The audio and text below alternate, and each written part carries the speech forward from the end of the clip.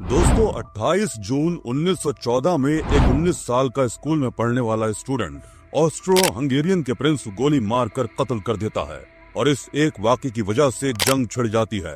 एक ऐसी जंग जो 4 साल तक चलती है, जिसमें 2 करोड़ से ज्यादा लोगों की जानें जाती हैं। एक ऐसी वॉर जिसमें कई एंशिएंट एम्पायर्स खत्म हो जाते हैं। एक ऐसी वॉर जो ढेर सारी कंट्रीज और कॉन्टिनेंट्स में लड़ी जाती हैं। आज के दिन हम इस वॉर को वर्ल्ड वॉर 1 के नाम से जानते हैं। सुनने में बड़ा सेंसेशनल लगता है ना ये। किसी एक सिंगल वाक़ये की वजह से दुनिया में वर्ल्ड वॉर 1 हो गई। अगर हम टाइम मशीन लेकर वापस जा पाते और इस असैसिनेशन को होने से रोक पाते तो क्या दुनिया में कोई वर्ल्ड वॉर नहीं होती? रियलिटी इतनी सिंपल नहीं है दोस्तों। कोई भी इतनी बड़ी जंग एक लंबे कॉम्प्लेक्स चेन ऑफ रीजंस की वजह से होती है और फिर एक ऐसा वाकया होता है जिसकी वजह से वो इस पार आता है।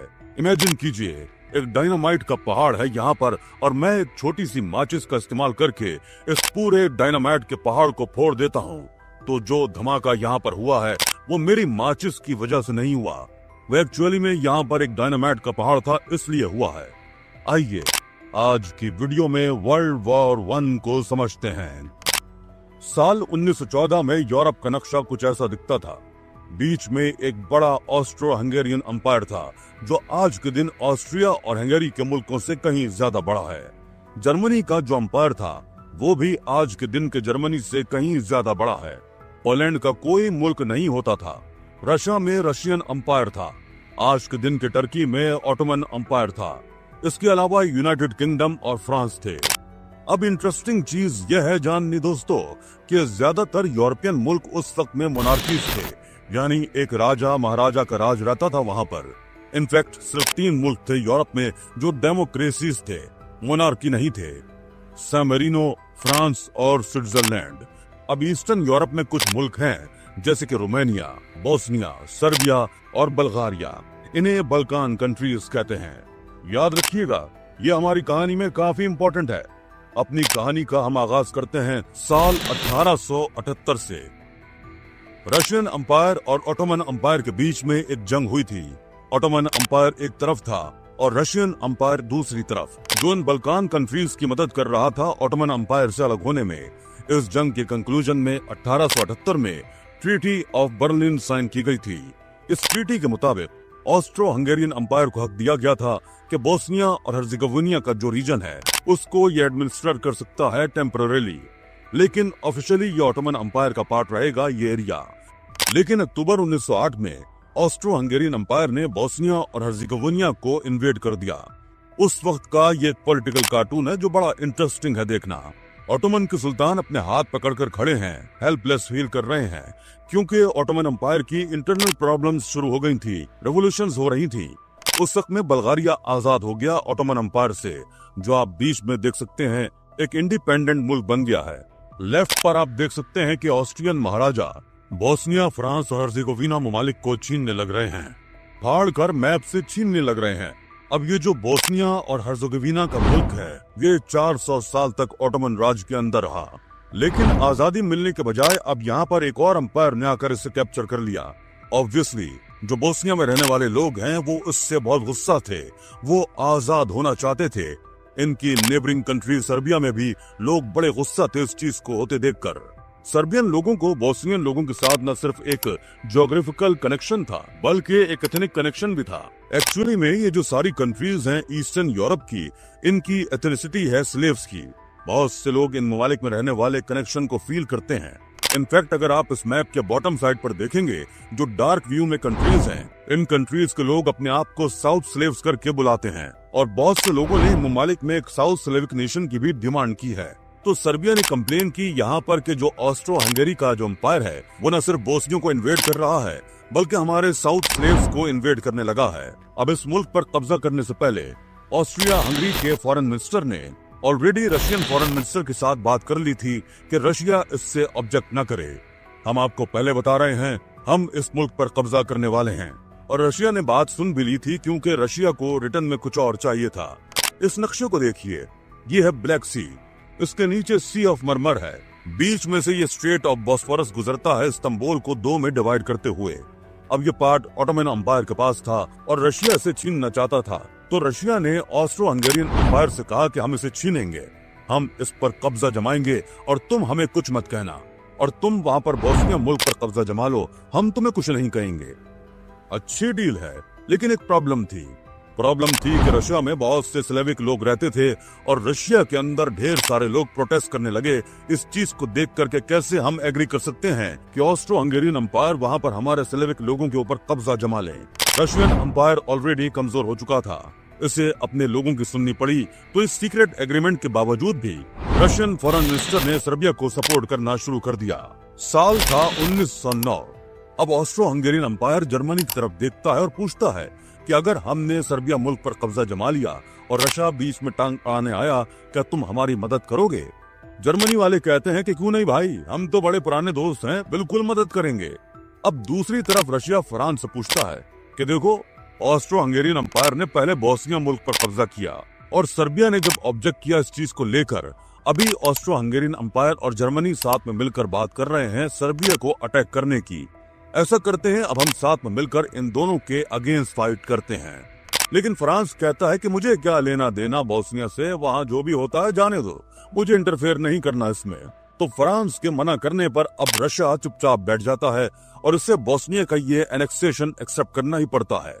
तो अभी के लिए कोई भी जंग का खतरा था, एक वर्ल्ड वॉर का खतरा था, वो थम जाता है। लेकिन इसके बाद आता है द असैसिनेशन ऑफ फर्डिनेंड। असल में बात क्या है, बोस्निया के जिन लोगों पर कब्जा किया गया है, बोस्निया के लोग तो चुप नहीं बैठेंगे।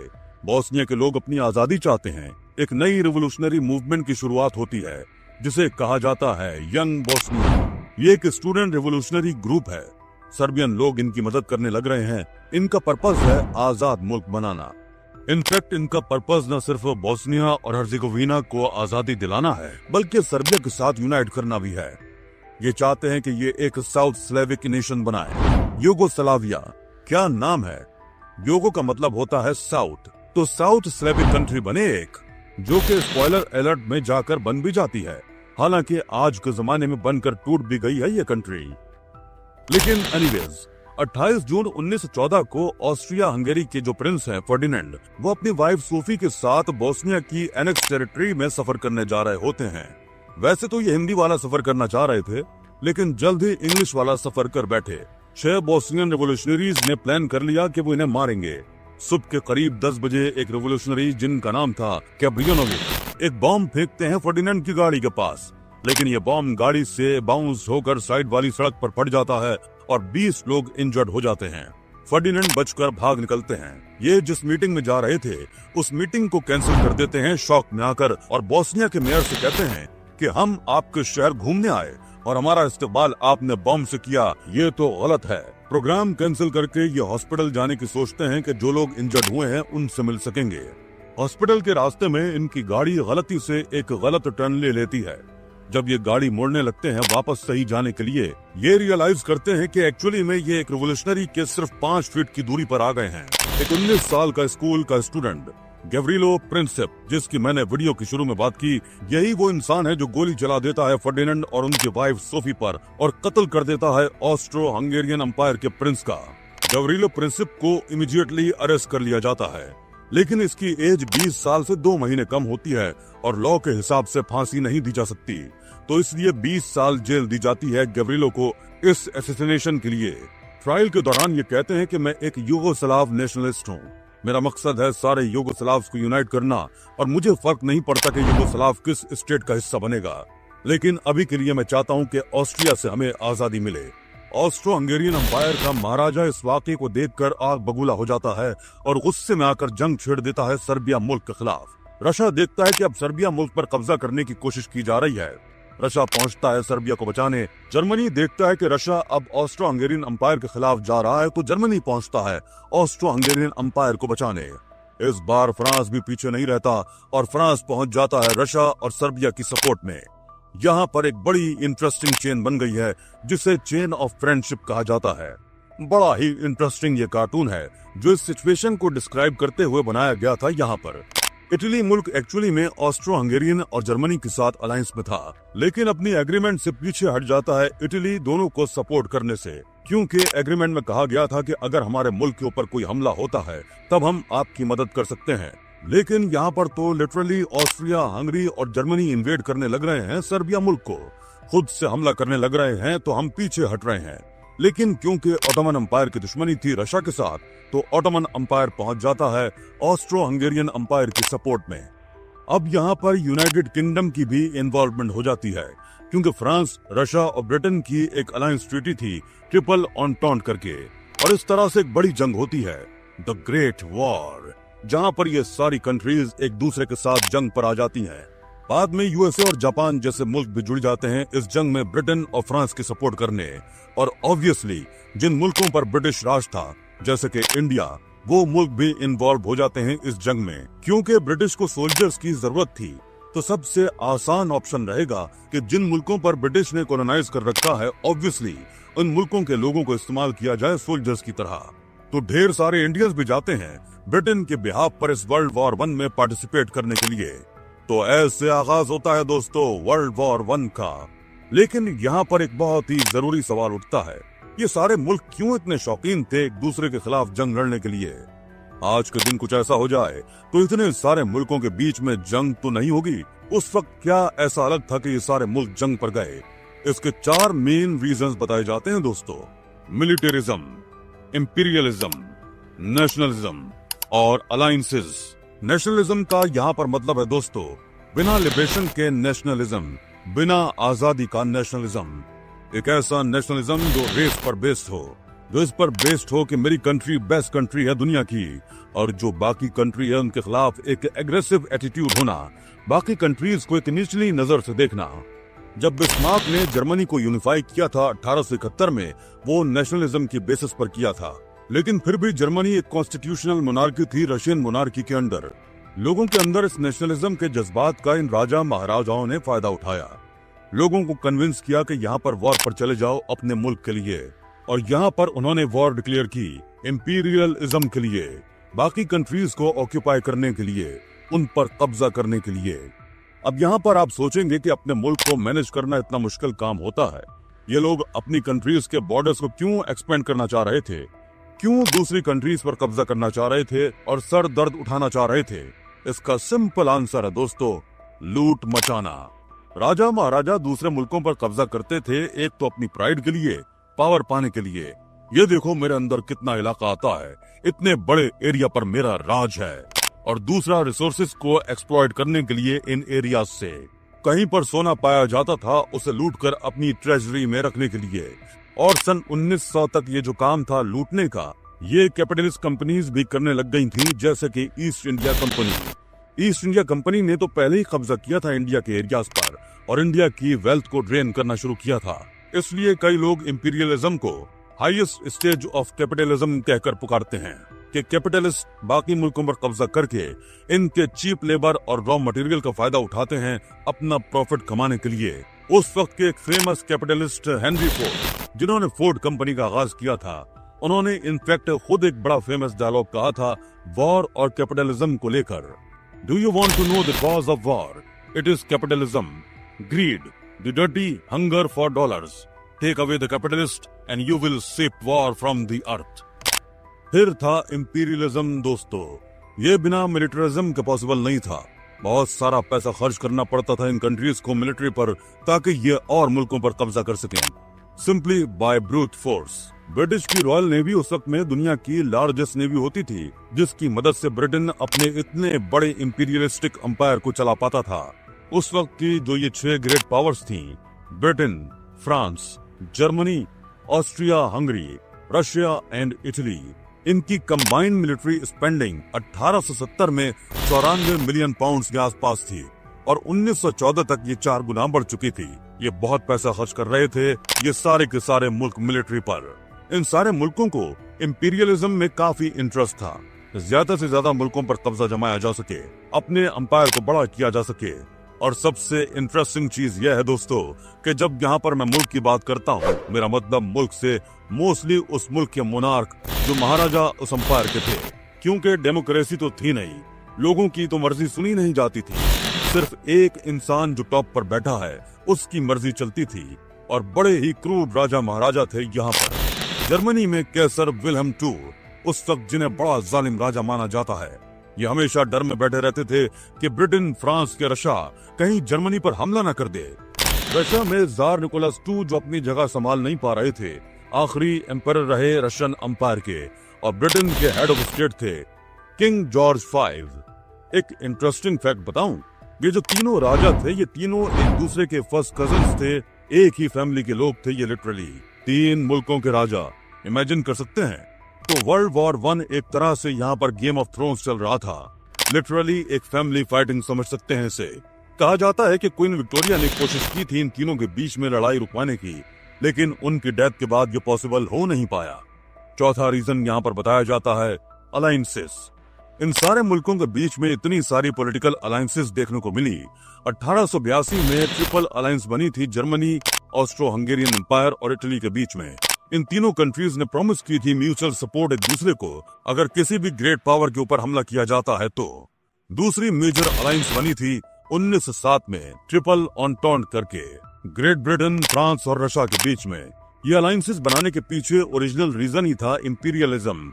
ये सारे मुल्क दूसरे मुल्कों पर कब्जा करते थे और फिर जेलस फील करते थे कि उस मुल्क ने उस अफ्रीकन मुल्क पर कब्जा कर लिया, उस वाले मुल्क ने इधर कब्जा कर लिया, अब हमें अपने अंपायर को यहाँ बढ़ाना है, वहाँ बढ़ाना है। यही चीजें चल रही थीं। अब ऐसे केस में आम आवाम का क्या हाल था? आम आवाम क्यों इन राजा महाराजाओं के चक्कर में आकर एक दूसरे से लड़ने लग जाए? क्या आवाम चाहती थी कि वर्ल्ड वॉर 1 हो? इसका जवाब है दोस्तों मोस्टली नहीं। लेकिन फिर भी आम आवाम इस जंग में धकेली गई। पहला रीजन, जो एक सोल्जर की नौकरी होती थी उस टाइम पर वो गरीब लोगों के लिए होती थी। एक आम इंसान सोल्जर बने, अपनी जान दांव पर लगाए किसी राजा के लालच के लिए। कोई ये क्यों करना चाहेगा? पैसे के लिए, एम्प्लॉयमेंट की कमी की वजह से। जिन लोगों को कहीं और एम्प्लॉयमेंट नहीं मिल पाती थी वो सोल्जर की नौकरी ढूंढते थे इन मुल्कों में। अब चलिए, अपने मुल्क की हिफाजत के लिए अगर जंग लड़नी है तो अलग बात है, लेकिन यहाँ पर किसी दूसरे मुल्क पर कब्जा जमाने के लिए, दूसरे मुल्क को इन्वेड करने के लिए क्यों जंग लड़ना चाहेगा कोई? मोटिवेशन कहाँ से आएगी इसमें?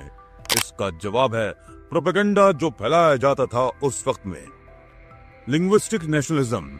उस वक्त के अखबारों में, मीडिया में ऐसी इमेज बनाई गई कि अपने आप को आर्मी में इनलिस्ट करना एक बड़ा ही नोबल प्रोफेशन है, सेल्फलेस सर्विस है मुल्क के लिए।